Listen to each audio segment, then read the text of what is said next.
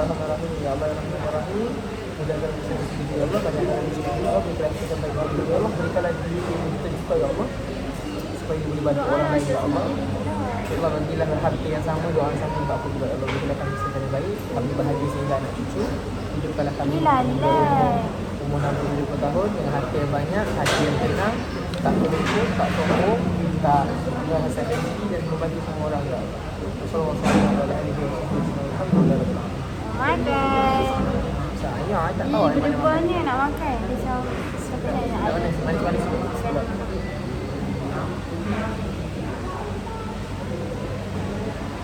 I like. Saya masih suka green lah. sedap rendang dia. Ya. Tak payah basuh tak? Cair. Dia memang ada cair tu. Dia lah baby.